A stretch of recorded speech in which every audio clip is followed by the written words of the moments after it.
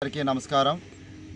ఆదివాసీ JAC Seethampeta కార్యదర్శి బిడ్డి కుమామహేశ్వరరావు, అలానే ఆదివాసీ సేన ఉపాధ్యక్షులుగా పనిచేస్తుంటాను. ఈరోజు ఈ మీడియా ముఖంగా మాట్లాడే ప్రధానమైన కారణం ఇచ్చాపురం ఎమ్మెల్యే బెందాల అశోక్ కుమార్ గారు మా ఆదివాసీ సమాజం పైన, యావత్ సమాజం పైన ఆయన కించపరుస్తూ మాట్లాడే విధంగా ఉన్నది. కాబట్టి మా యొక్క డిమాండ్ ఏంటంటే అతను బేషరతుగా క్షమాపణ చెప్పాలనే మా డిమాండు. ఎందుకంటే ఆయన ఒక గౌరవ సభ వ్యక్తిగా అతను ఉద్దేశపూర్వకంగా అతను ఒక వ్యక్తి మీద దాడి కాదు, అది యావత్తు ఆదివాసీ సమాజం మీద చేసినటువంటి దాడిగా మేము భావిస్తూ ఉన్నాము. కాబట్టి మేము కోరుకునేది ఏంటంటే ఆ యొక్క అనుచితమైనటువంటి వాక్యాలు వెనక్కి తీసుకోవాలని మేము కోరుకుంటున్నాం. ఎందుకంటే ఈరోజు ఆయన మాట్లాడి రేపు ఇంకొక ఆయన మాట్లాడతారు. ఎందుకంటే అతను ఒక మాట అన్నారు, 27,000 మందికి ఒక రిప్రజెంటేటివ్గా నేను రిప్రజెంటేటివ్గా మాత్రమే నేను అక్కడ మాట్లాడడం జరిగిందనేసి. నిజమే, రిప్రజెంటేషన్ ఇవ్వడంలో తప్పు లేదు.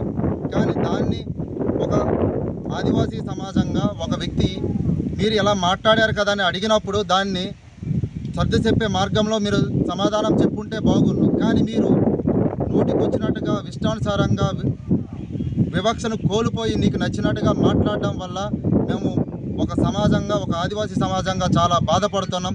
ఒక బాస్టర్డ్, ఒక లంజా కొడుకు అనే మాట మీరు ఒక గౌరవ సభ ఒక వ్యక్తిగా నువ్వు మాట్లాడడం అనేది మేము చాలా బాధపడుతున్నాం. నిన్ను ప్రశ్నించడానికి ఒక ఆదివాసీ సమాజంలో క్వాలిఫికేషన్ ఎంత ఉండాలి, ఆ క్వాలిఫికేషన్ ఎంత అయితేనే మిమ్మల్ని ప్రశ్నించాలి. అది మీరు ఎట్టి పరిస్థితుల్లో చెప్పాల్సిన అవసరం ఉంది.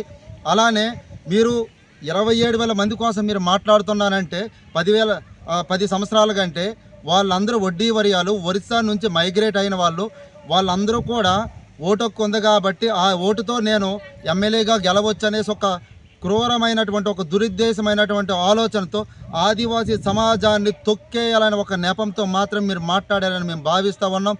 ఈరోజు మా భూములు కోల్పోతున్నాం, మా ఉద్యోగాలు నిజమే, మీరు అన్నారు కదా ఏమని ఒక మాట, మీరు ఇది నాలెడ్జ్ లేని వాళ్ళని అన్నారు, మీరు of knowledge colony. Of knowledge అని నిజంగా మీరు అనేది వాస్తవానికి 100% నిజమే. మాకు ఆఫ్ నాలెడ్జ్ కాబట్టి ఐటీడీ అధికారులు బైలా అమలు చేయడం లేదు, గురుకుల బైలా అమలు చేయడం లేదు, ఐటీడీ బైలా అమలు చేయడం లేదు.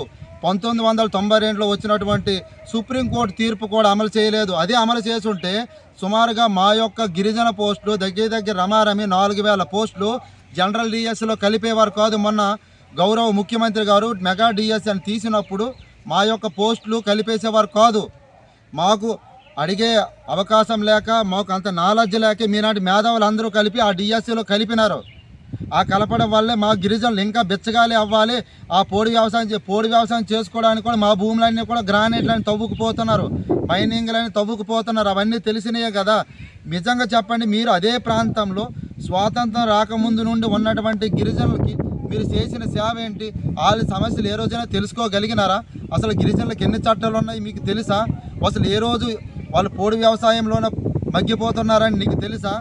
కానీ ఈరోజు మీరు 27,000 మంది కోసమే ఎంత బాధపడుతున్నటువంటి మీరు ఏ ఉద్దేశంతో రేపు వాళ్ళు గిరిజనుల్లో కలిపేస్తే వాళ్ళు ఎలాగా ఆల్రెడీగా వాళ్ళు నాన్ ట్రైబ్స్ కాబట్టి గిరిజనుల్లో కలపడం వల్ల వాళ్ళకి ఈ భూముల మీద ఎలాంటి ప్రేమ ఉండదు. కాబట్టి వాళ్ళు గిరిజనులు అయితే వాళ్ళ పేర్లతోటి భూములు కొనేవచ్చు, గ్రానైట్లో మేము స్వాధీనపరుచుకోవచ్చు. ఏ రోజుకైనా ఆ యొక్క భూమిలో ఉద్యోగాలు, ఐటీడీకి వచ్చినటువంటి నిధులు వాళ్ళ ద్వారా మేము ఆ పెట్రోల్ బంకులు కావచ్చు, పెద్ద పరిశ్రమలు మేము పెట్టుకోవచ్చు అని ఒక క్రూరమైన ఆలోచనతో మాత్రమే మీరు పెట్టారు. మీరు అన్నారనే మేము భావిస్తూ ఉన్నాము. కాబట్టి మేము ఒకటి అంటున్నాం, మీరు అనుచితమైనటువంటి వాక్యాలు ఎందుకు మీ పైన అట్రాసిటీ కేసు పెట్టకూడదు? మేము రాష్ట్ర స్థాయిలో ప్రతి ఒక్క ప్రాంతానికి మేము అవేర్నెస్ కల్పించి ఈరోజు మేము ఎట్టి పరిస్థితుల్లో ప్రతి ఒక్క పోలీస్ స్టేషన్లో మీ పైన అట్రాసిటీ కేసు ఎందుకు పెట్టకూడదో మీరు చెప్పాల్సిన అవసరం ఉంది. మేము ఒకటే, గౌరవ ముఖ్యమంత్రి వర్యుల గారు, పవన్ కళ్యాణ్ గారు, మేము ఒకటే కోరుకుంటున్నాం, మా ఆదివాసీ ఆడబిడ్డల పైన ఒక లంజా అనే ఒక ముద్ర వేసినటువంటి ఒక ఎమ్మెల్యే పైన ఆయన ఒక విప్పుగా పనిచేస్తున్నాడు. కాబట్టి అతను తక్షణమే బర్తరఫ్ చేయాలని మేము డిమాండ్ చేస్తున్నాం. ఈ రోజు కానీ మీరు బర్తరఫ్ చేయకపోతే సీతంపేట నుంచి భారీ ఉద్యమం అనేది రాష్ట్ర స్థాయిలో వస్తుందని మేము హెచ్చరిక చేస్తున్నాం. ఈరోజు ఇప్పటికే అణగారినటువంటి ఆదివాసీలకి, అంటరానినటువంటి ఆదివాసీలకి నిజమే సార్, మాకు ఆఫ్ నాలెడ్జ్ గోసిగొడ్డగాలమే, మీరు ఇంకా కూడా ఉన్న గోసిగొడ్డ కూడా లాగేయడానికి మీరు ప్రయత్నం చేస్తున్నారని మాకు స్పష్టమైనటువంటి అర్థమవుతుంది. మీ యొక్క ఆలోచనలు వెనక్కి తీసుకోవాలని హెచ్చరిక జారీ చేస్తున్నాం. ఎవడు ఫోన్ చేసినా ఎవడు బెదిరించినా భయపడేది లేదు. మా ఆదివాసి హక్కుల జోలికి వస్తే మాత్రం కబడదారని హెచ్చరిస్తున్నాం. ఇప్పటికైనా సరే ఈ యొక్క కూటమి ప్రభుత్వం పైన మంచి విశ్వాసం, నమ్మకం, గౌరవం ఉన్నది. అలాంటి టైంలో మేము న్యాయపరంగా మాత్రమే కోర్టుకు వెళ్ళాం, కానీ ప్రభుత్వాన్ని ఏ రోజు మేము విమర్శించలేదు.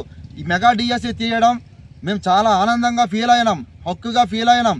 ఎందుకంటే ఇన్ని రోజులు ఒక మెగా డిఎస్సి కోసం ఎదురు చూసినటువంటి మాకు, కానీ మా పోస్టులు, మా గిరిజన పోస్టులు, ట్రైబల్ వెల్ఫేర్ పోస్టులు మాకు కల్పించాలని మనం అడుగుతున్నాము తప్ప మెగా డిఎస్సి గురించి మేము ఎక్కడ వ్యతిరేకించలేదు, అది గమనించాలి. కానీ ఈరోజు ఆయన కేవలం ఇది యావత్ ఆంధ్రప్రదేశ్లో ఉన్నటువంటి గిరిజనుల సమూహాన్ని ఈరోజు ఒక లంజిగా ట్రీట్ చేశాడు. కాబట్టి అతనికి ఎట్టి పరిస్థితి బర్తరఫ్ చేయాలి. మేమైతే మాత్రం ఎట్టి పరిస్థితి అతను ప్రతి ఒక్క స్టేషన్లో అట్రాసిటీ కేసు పెట్టే మేము తీరుతాం. మేము దీనిని ఎట్టి పరిస్థితుల్లో అతి త్వరలో మేము ఒక ప్రకటన చేస్తాం. ప్రతి ఒక్క ఐటీడీని ముట్టడి చేస్తాం. ఐటీడీని ముట్టడి చేసిన వెంటనే వాళ్ళ ఇంటిని కూడా ముట్టడి చేస్తామని ఈ క్షణంలోనే మీరు ఎట్టి పరిస్థితుల్లో రాష్ట్ర ముఖ్యమంత్రి వారు అతన్ని కూటమి ప్రభుత్వం నుంచి తొలగించాలని మేము కోరుకుంటున్నాం. అప్పుడే మా ఆదివాసీ సమాజానికి మీరు స్పష్టమైనటువంటి గౌరవం ఇస్తున్నారని మేము భావిస్తాం. లేదు అనుకుంటే ఈ ఉద్యమం ఇక్కడి నుంచే మొదలవుతుందని, ఇది ఆరంభం మాత్రమే, అంతం కాదు. ఇక్కడ నుంచే బెందాల అశోక్ అనేటువంటి ఎమ్మెల్యే గారు చేసినటువంటి అనుచిత వాక్యాల నుంచే మా యొక్క ఉద్యమం మొదలెడుతుందని మేము హెచ్చరిక జారీ చేస్తున్నాం.